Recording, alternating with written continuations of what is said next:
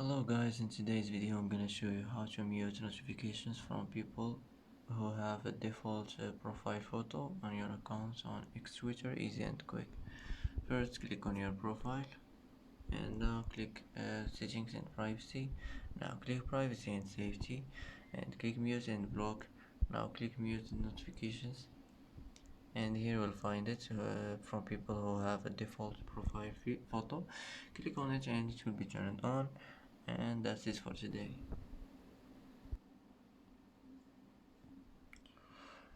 And that's it for today's video. If you like this video, don't forget to like and don't forget to subscribe.